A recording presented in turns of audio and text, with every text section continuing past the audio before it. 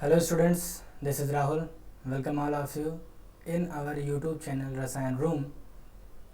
Students, आज हम लोग क्लास 10th के रासायनिक अभिक्रियाएं एवं समीकरण चैप्टर के बारे में पढ़ेंगे। ये हाई स्कूल का पहला चैप्टर है और जैसा कि आप लोग जानते ही हैं कि सरकार द्वारा या गवर्नमेंट के द्वारा जो सिलेबस है वो 30% रिड्यूस कर दिया गया है। उस रिड्यूस सिलेबस के बाद अब हम लोग को केवल 70% का ही सिलेबस क्या करना है, कवर करना है। ठीक, तो उसी को ध्यान में रखते हुए मैंने आपके लिए ये वीडियो बनाया है और इसे आप लोग आसानी से देख सकते हैं और इसके द्वारा आप लोग नोट्स भी बना सकते हैं। तो यदि हमारा ये वीडियो आपको अच्छा लगे तो सब्सक्राइब जरूर करिएगा इस चैनल को तथा बेल आइकन को भी प्रेस करिएगा। साथ अपने दोस्तों को भी इसके लिए इस चैनल का लिंक शेयर करिएगा। ठीक, अब हम लोग आगे बढ़ते हैं। जो यहाँ पर हम लोग आज पढ़ेंगे उसका जो पीडीएफ है, उस पीडीएफ को आप रसायन रूम टेलीग्राम चैनल से क्या कर सकते हैं, डाउनलोड कर सकते हैं और आसानी से अपना नोट्स बना सकते हैं। वहाँ पर आप ऐसे ही टेलीग्राम चैनल डाउनलोड करके रसायन रूम सर्च करिएगा और वहाँ पर हमारा चैनल आपको मिलेगा और वहाँ से आप इसका पीडीएफ डाउनलोड कर लीजिएगा। ठीक, अब हम लोग आते हैं अपने चैप्टर पर। तो हमारा जो फर्स्ट चैप्टर है वो क्या है, रासायनिक अभिक्रियाएं हैं। तो यह चैप्टर स्टार्ट करने से पहले हम लोग थोड़ा सा प्रीवियस क्लास 9 का थोड़ा बहुत रिवीजन कर लेते हैं कि ऐसे साइंस या विज्ञान किसे कहते हैं।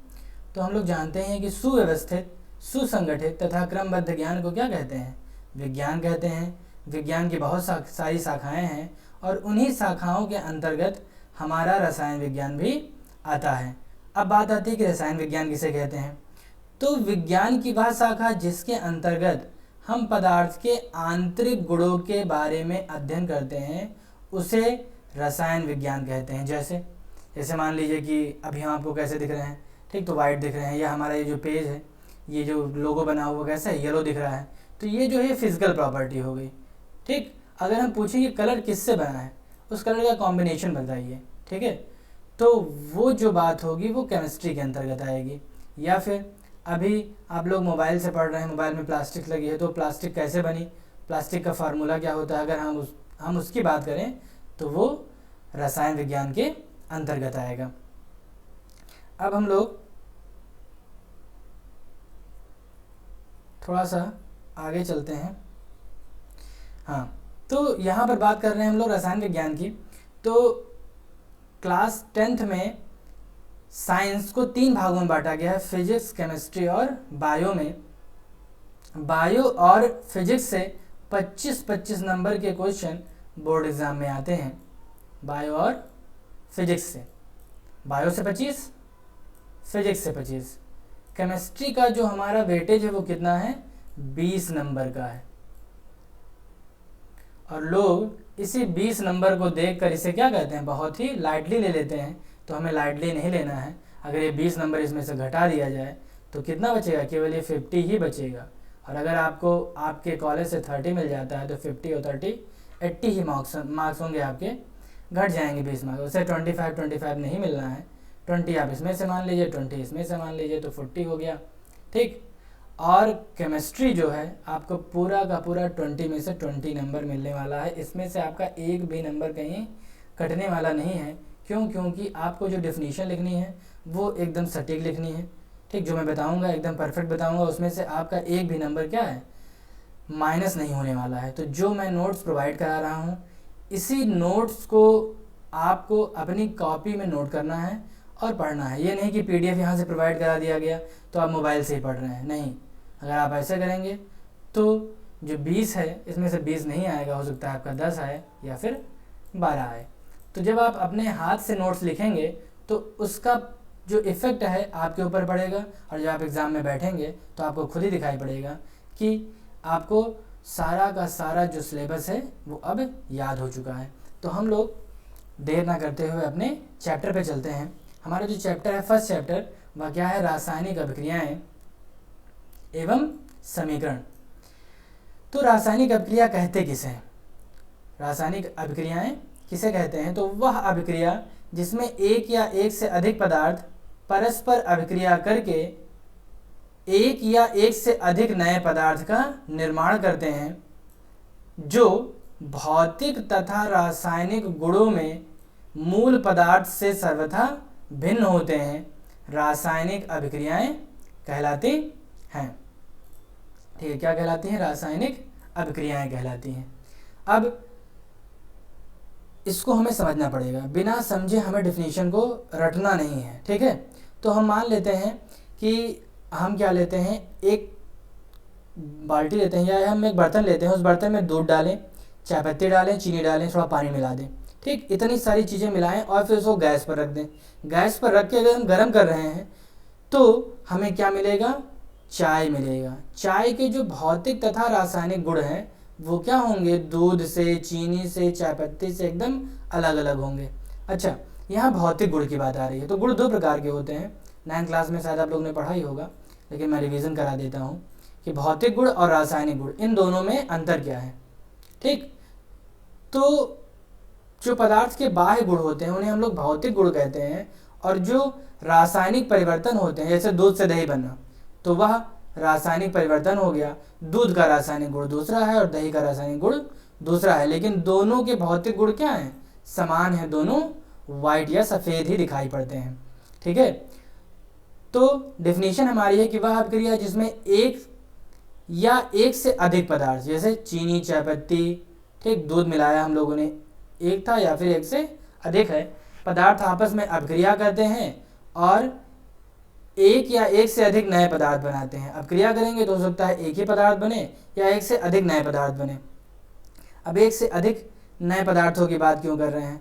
कि जैसे मान लीजिए अगर हम लोग लेते हैं, हम लोग क्या ले लें, KClO3 ले लें, KClO3। अगर हम लोग इसे गर्म करें तो इससे दो पदार्थ बनते हैं, एक तो O2 बनेगा, एक O2 बनेगा और दूसरा क्या बनेगा? हमारा KCl बनेगा। ठीक है, तो एक पदार्थ लिए थे और दो उत्पाद प्राप्त हुआ हमें। ठीक है, एक पदार्थ लिए, एक अभिकारक लिए और हमें क्या मिला? दो उत्पाद मिला। ठीक, तो इसलिए हम लोग यहाँ पे क्या कह रहे हैं कि वह अभिक्रिया जिसमें एक या एक से अधिक पदार्थ आपस में अभिक्रिया करके एक या एक से अधिक नए पदार्थ का निर्माण करते हैं, जो भौतिक तथा रासायनिक गुणों में मूल पदार्थों से सर्वथा भिन्न होते हैं, रासायनिक अभिक्रियाएं कहलाती हैं। जब भी रासायनिक अभिक्रिया होगी, कोई नया पदार्थ बनेगा तो उसका गुण हमेशा भिन्न ही होगा। अगर रासायनिक अभिक्रिया नहीं हो रही है, भौतिक अभिक्रिया हो रही है, तो गुण भिन्न नहीं होगा। ठीक है, जैसे अगर हम दूध से दही बना रहे हैं तो दूध और दही दोनों के रासायनिक गुण क्या क्या हैं? अलग अलग हैं। वहाँ पर क्या हो रहा है? रासायनिक अभिक्रिया हो रही है। इसी प्रकार अगर हम लोग गन्ने का रस ले रहे हैं और कुछ समय के लिए छोड़ दें तो उससे क्या बनता है? सिरका बन जाता है। सिरके का रासायनिक गुण और गन्ने का रासायनिक गुण एकदम अलग है, सर्वथा भिन्न है एक दूसरे से। तो वह अभिक्रिया जिसमें एक या एक से अधिक पदार्थ परस्पर अभिक्रिया करके एक या एक से अधिक नए पदार्थ का निर्माण करते हैं, जो भौतिक तथा रासायनिक गुणों में मूल पदार्थ से सर्वथा भिन्न होते हैं, रासायनिक अभिक्रिया कहलाती है। ठीक, जैसे फॉर एग्जांपल हम लोग यहाँ लिए मैग्नीशियम ऑक्सीजन से अभिक्रिया कर रही है, क्या बना रही है? मैग्नीशियम ऑक्साइड बना रही है। एक कोई तार लिए मैग्नीशियम का, तार देखा ही होगा आपने। ठीक है, घरों में भी तार यूज़ होता है, तो उसमें से मान लें हम कोई तार क्या बना है? मैग्नीशियम का बना हुआ है। वैसे जिंक के बने होते हैं, कॉपर के बने होते हैं, लेकिन हम मान ले रहे हैं कि वो तार किसका बना है? मैग्नीशियम का। और अगर हम उस तार को जलाते हैं तो धुआं दिखाई पड़ता है, धुआं निकलता है। ठीक, वह धुआं किसका होता है? मैग्नीशियम ऑक्साइड का होता है। यहाँ तार सॉलिड में था, लेकिन जो धुआं बना वो गैस में है, और इस गैस का जो गुण है वो इस तार से सर्वथा भिन्न है, मतलब कि मूल पदार्थ से सर्वथा भिन्न है। ठीक, तो ऐसी अभिक्रियाएं क्या कहलाएंगी? रासायनिक अभिक्रियाएं कहलाएंगी। अब अगर हम लोग बात करें तो इधर हमें बीच में एरो दिख रहा है, एरो के इस तरफ कुछ पदार्थ लिखे हैं और एरो के इस तरफ भी कुछ पदार्थ लिखे हैं। इस तरफ वाले पदार्थ को हम लोग अभिकारक कहते हैं और इस तरफ वाले पदार्थ को उत्पाद कहते हैं। ठीक, डेफिनेशन हमसे नहीं पूछी जाएगी, लेकिन फिर भी मैं डेफिनेशन बताता हूँ आप लोग को कि रासायनिक अभिक्रियाओं में जो पदार्थ भाग लेते हैं उन्हें हम लोग अभिकारक कहते हैं।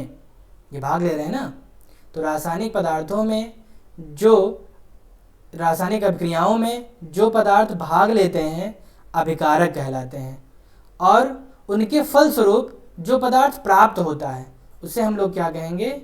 उत्पाद कहेंगे। ठीक है, दोनों की डेफिनेशन हो गई। अब हम लोग रासायनिक अभिक्रिया पढ़ चुके, अभिकारक और उत्पाद के बारे में भी जान चुके हैं। अब हम लोग आगे चलते हैं अपने टॉपिक पे, रासायनिक अभिक्रिया की पहचान। अब हम लोग कैसे जानें कि रासायनिक अभिक्रिया हो रही है? ठीक है, रासायनिक अभिक्रिया हो रही है कि नहीं हो रही है, इसका पहचान कैसे करें? तो 5 तरीके हैं पहचान करने के। पहला तरीका है अवस्था में परिवर्तन। यदि किसी पदार्थ की अवस्था में परिवर्तन हो रहा है तो हम लोग कहेंगे कि वह जो या उस पदार्थ में जो अभिक्रिया हो रही है वो कैसी अभिक्रिया है? रासायनिक अभिक्रिया है। जैसे अभी हम लोग मैग्नीशियम को गर्म किए तो ये ठोस से परिवर्तित हो गया गैस में, तो ये कैसी अभिक्रिया हुई? रासायनिक अभिक्रिया हुई। हाँ, अगला है ताप में परिवर्तन। अगर हम किसी का ताप बढ़ा दें, ठीक, जैसे पानी है, पानी को गर्म कर दें, गर्म करेंगे भाप बन जाएगा, तो वहाँ पर रासायनिक अभिक्रिया हो रही है, या वो तो भौतिक हो जाएगा। अगर हम कुछ और पदार्थ ले लें, जैसे मान लो अभी चाय बना रहे थे तो चाय में चीनी चायपत्ती डाल गर्म कर रहे थे, गर्म करने पर हमें नया उत्पाद मिला। ठीक, तो ताप, अगर किसी भी वस्तु का ताप बढ़ाते हैं तो उसमें रासायनिक परिवर्तन होगा, और वह जो अभिक्रिया है उस अभिक्रिया को हम लोग कहेंगे रासायनिक अभिक्रिया।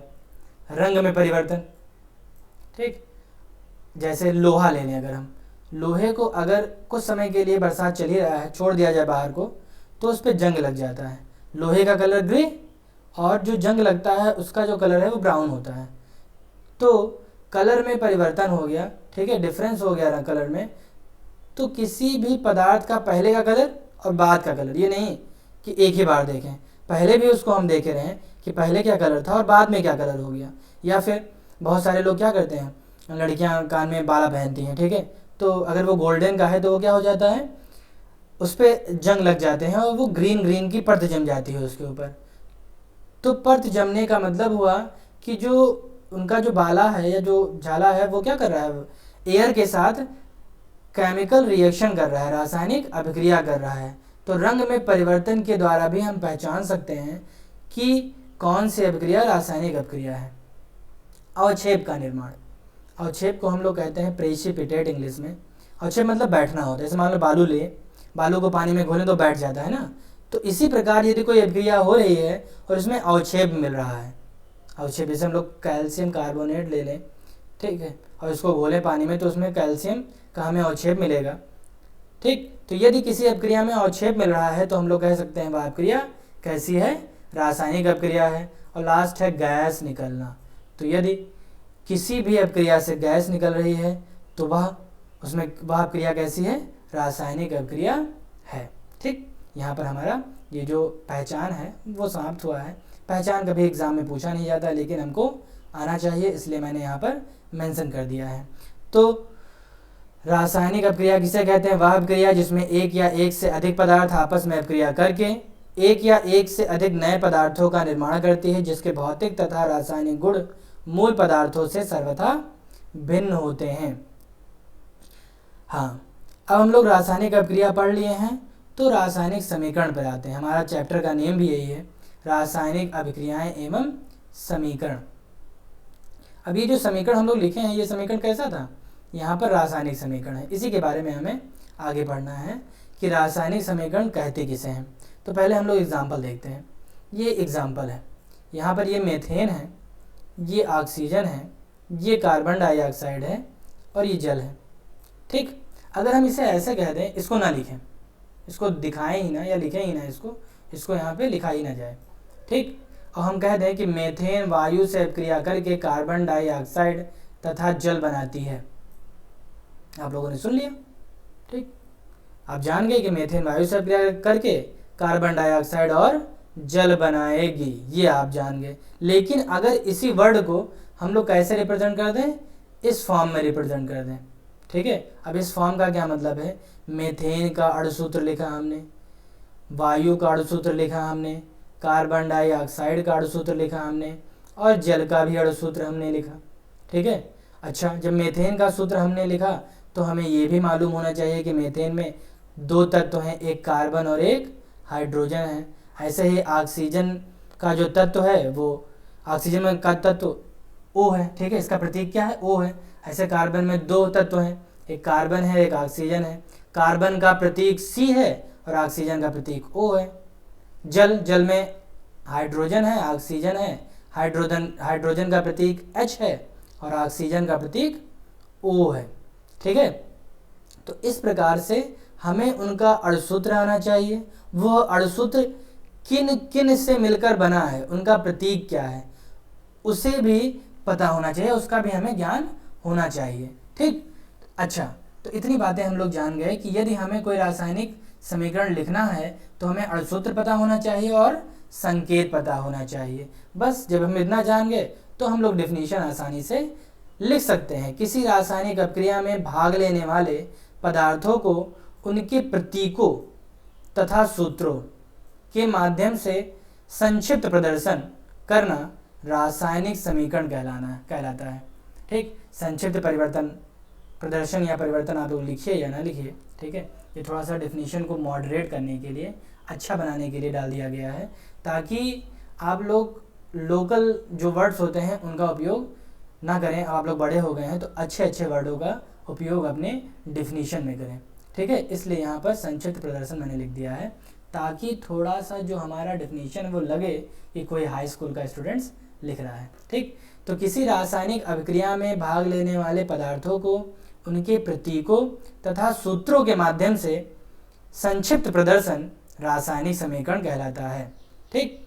तो ये कोई रासायनिक अभिक्रिया हो गई और इस रासायनिक अभिक्रिया को हमने सूत्रों तथा प्रतीकों के द्वारा प्रदर्शित किया है और इस समीकरण को हम लोग क्या कहेंगे, रासायनिक समीकरण कहेंगे, ठीक। उपरोक्त अभिक्रिया को जिस संकेत या प्रतीक या सूत्र द्वारा प्रदर्शित करेंगे उसे ही रासायनिक समीकरण कहते हैं। ये हमने लिख ही दिया है यहाँ पर। आगे बढ़ते हैं हम लोग। अब जो ये रासायनिक समीकरण है इसको लिखें कैसे, इसकी विधि क्या है, किस विधि के द्वारा हम लोग रासायनिक समीकरण लिखें, ठीक। तो विधि जो है ये 5 विधि हैं, इसका प्रयोग हम लोग करेंगे। तो पहली विधि क्या है कि अभिकारक तथा उत्पाद के रासायनिक सूत्र ज्ञात होने चाहिए। अभी हमने बताया कि यदि हमें पता ही नहीं है मीथेन का सूत्र क्या है तो हम लोग रासायनिक समीकरण नहीं लिख पाएंगे। तो हमें अभिकारक और उत्पाद का रासायनिक सूत्र पता होना चाहिए। पदार्थों को सदैव अणु के रूप में लिखा जाता है, अणु जैसे H2 लिखेंगे, ठीक है। यहाँ पर हमने अभी जब लिखा था तो O2 लिखा था, ठीक है। हमने केवल ऑक्सीजन का O नहीं लिख दिया, अगर O लिख देते तो हमारा गलत हो जाता, ठीक। अब आप लोग कहेंगे सर सोडियम के लिए तो Na लिखते हैं, ठीक है। तो हाँ, सोडियम मैग्नीशियम के लिए Na लिखेंगे।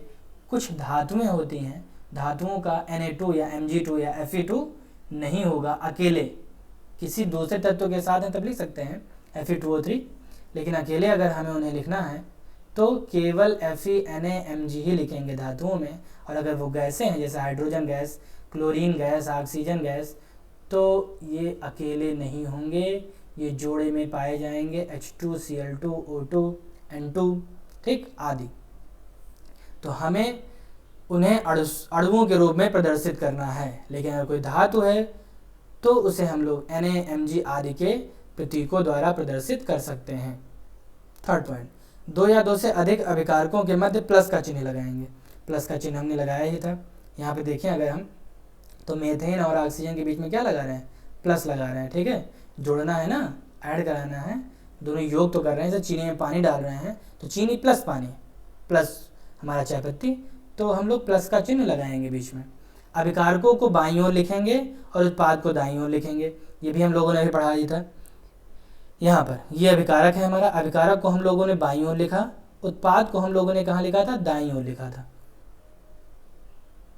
आगे ये हो गया हमारा। अच्छा, बाईं दाईं ओर तो लिखेंगे ही लिखेंगे, साथ ही में उनके बीच में मध्य में क्या लगाएंगे, तीर लगाएंगे एरो से। अगला है गैसों के लिए G, द्रवों के लिए L और ठोस के लिए S का प्रयोग करेंगे। जैसे मान लें कि अभी हमारे पास क्या है, बर्फ़ है, आइस है, इसे हम लोग गर्म कर रहे हैं, ठीक है। आइस को हम लोग हीट कर रहे हैं, तो आइस से क्या बनेगा, वाटर बनेगा, ठीक है। क्या बना, वाटर बना, जान लीजिए वाटर है, शॉर्टकट में लिखते हैं। वाटर से क्या बना, वाइपर बनेगा, गर्म करेंगे और तो, ठीक है, वाइपर बना, ठीक। अच्छा, आइस किस में होता है, सॉलिड में, एस। वाटर किस में होता है, लिक्विड में, और वाइपर किस में होता है, गैस में, ठीक है। तो सॉलिड के लिए एस, लिक्विड के लिए एल, और वाइपर के लिए, गैस के लिए जी लिखेंगे। अच्छा, यहाँ अगर हम ध्यान दें तो सारा जो लिखा है यहाँ पे सबका फार्मूला क्या है, H2O ही है। बर्फ़ का फार्मूला भी H2O, पानी का फार्मूला भी H2O, और वाइपर का फार्मूला भी H2O, ठीक। इसमें कंफ्यूज नहीं होना है हमें। आगे चलते हैं संतुलित रासायनिक समीकरण पर। संतुलित रासायनिक समीकरण किसे कहते हैं, नाम से ही हम लोग को पता लग रहा है कि ये क्या है, संतुलित है, ठीक है।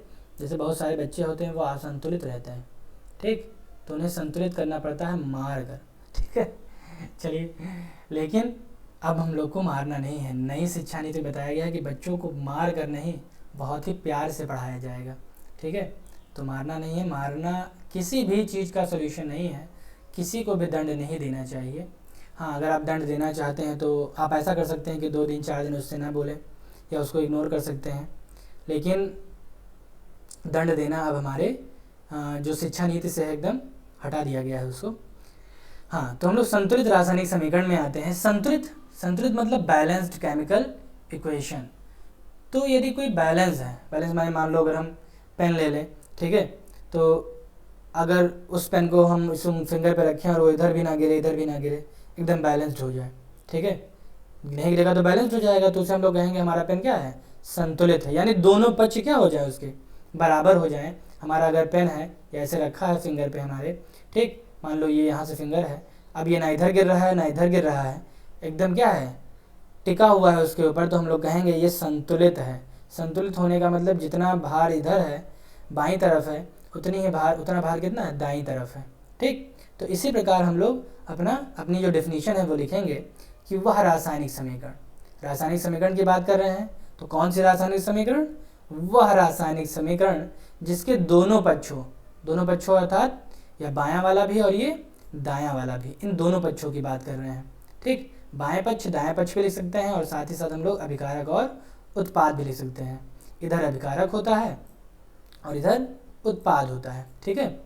तो वह रासायनिक समीकरण जिसके दोनों पक्ष अर्थात अभिकारक तथा उत्पाद में प्रत्येक तत्व के परमाणुओं की संख्या समान होती है, संतुलित रासायनिक समीकरण कहलाती है। एग्जाम्पल हम लोग लेना चाहें तो एग्जाम्पल ले सकते हैं, जैसे हम लोग लिख दें H2 प्लस O2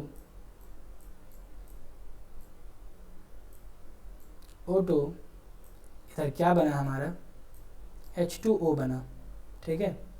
अगर हम बाएं पक्ष और दाएं पक्ष की बात करें, ये हमारा अभिकारक हो गया, ठीक है, ये अभिकारक और ये उत्पाद हो गया हमारा।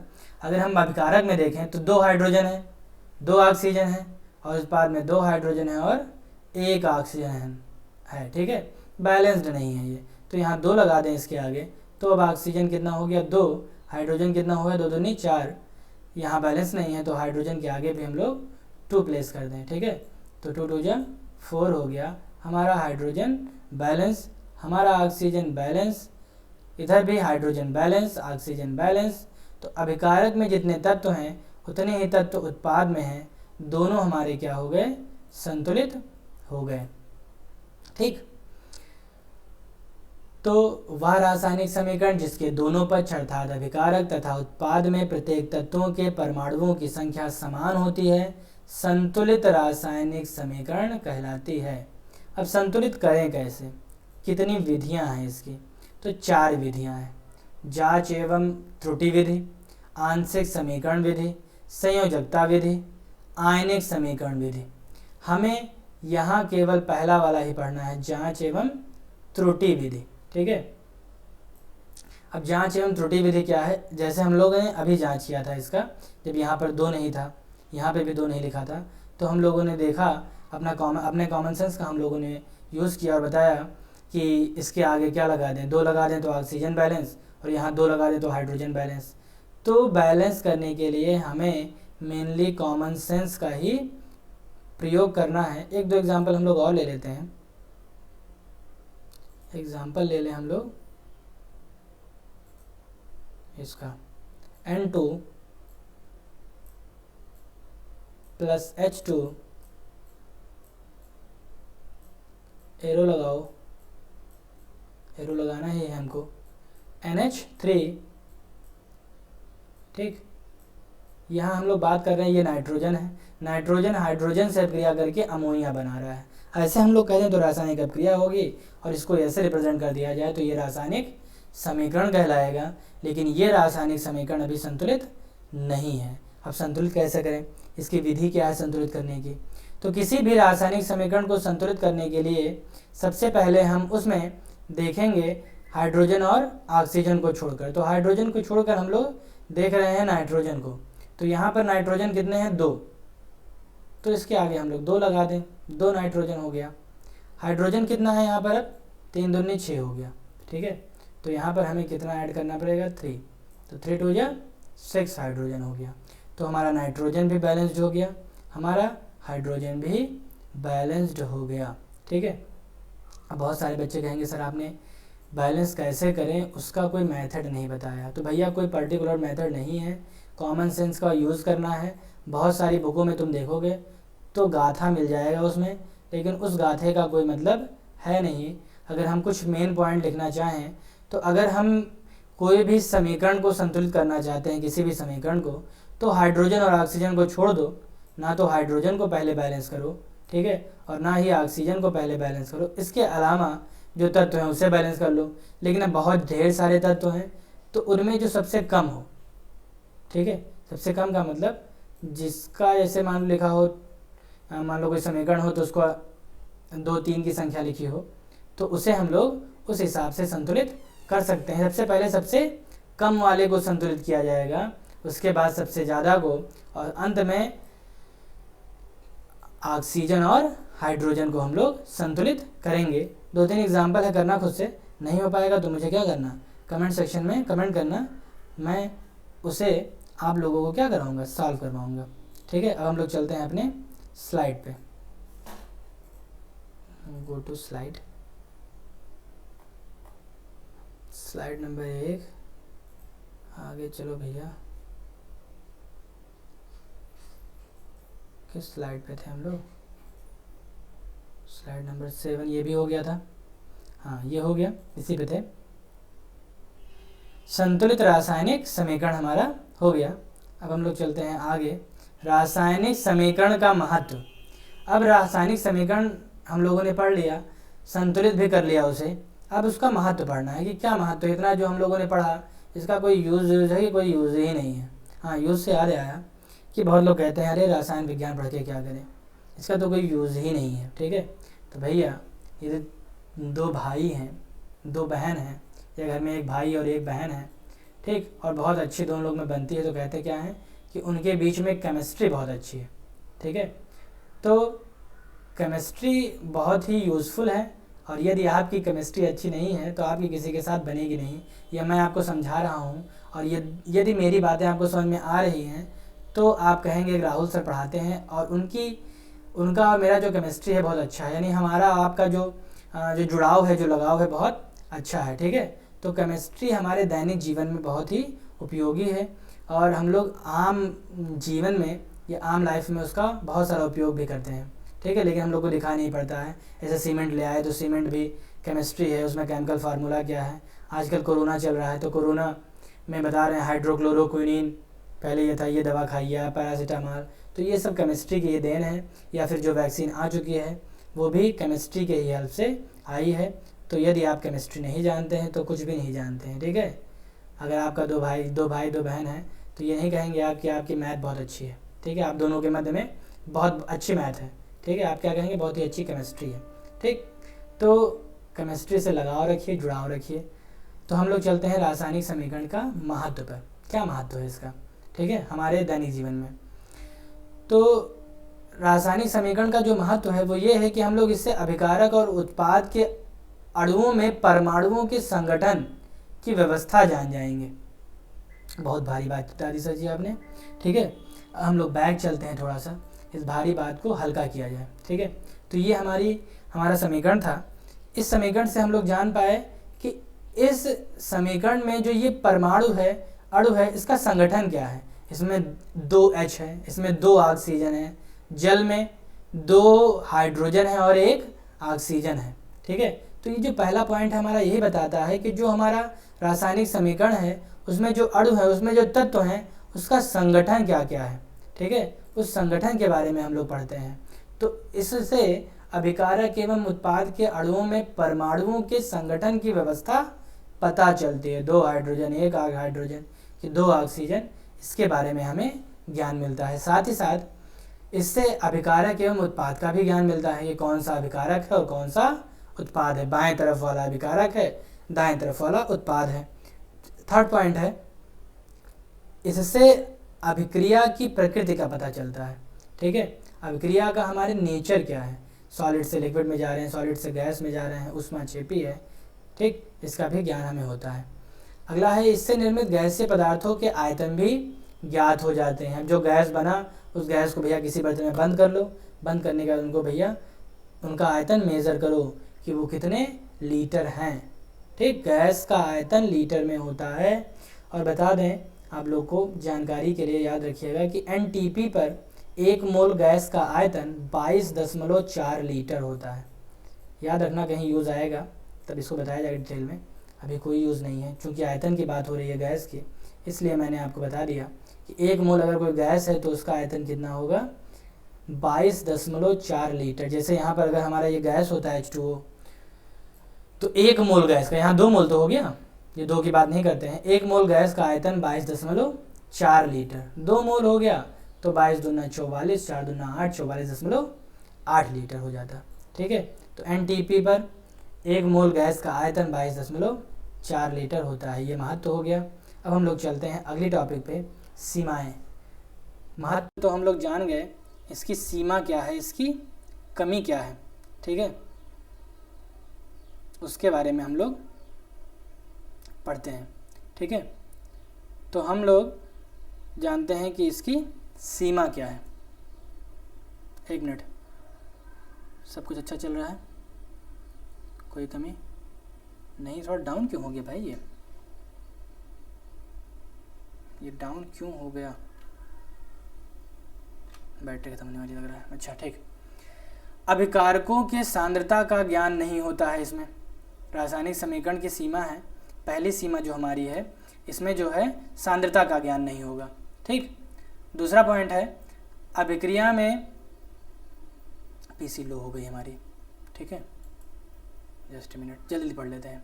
अभिकारकों के सांद्रता का ज्ञान नहीं होता है। ठीक है, अभिक्रिया में होने वाले ऊष्मा परिवर्तन का बोध नहीं होता है। ठीक है, कितनी ऊष्मा निकल रही है, कितनी नहीं निकल रही है।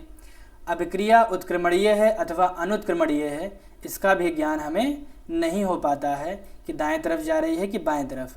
और अभिक्रिया पूर्ण होने में जो समय लगेगा, 1 घंटा, 2 घंटा, 10 मिनट, 15 मिनट, उस समय का भी ज्ञान हमें नहीं होता है। और अभिक्रिया की दर, अभिक्रिया तेज़ी से हो रही है कि धीरे हो रही है, इसका भी ज्ञान हमें नहीं हो पाता है। जो सांद्रता का ज्ञान नहीं हुआ, ऊष्मा परिवर्तन, कितना ऊष्मा निकल रहा है उसका ज्ञान नहीं हुआ, अभिक्रिया किस दिशा में हो रही है उसका भी ज्ञान नहीं होता है। ठीक है, और समय कितना लगा उसका भी, और तीव्र हो रही है कि मंद, हम लोग उसके बारे में भी जान नहीं पाते हैं। ठीक, आज के लिए बस इतना ही। नेक्स्ट वीडियो में हम लोग आगे डिस्कशन करेंगे। अगर ये वीडियो अच्छी लगी हो तो लाइक, शेयर और सब्सक्राइब करिएगा, और कमेंट सेक्शन में जो कमेंट होगा तो ज़रूर करिएगा। Thank you.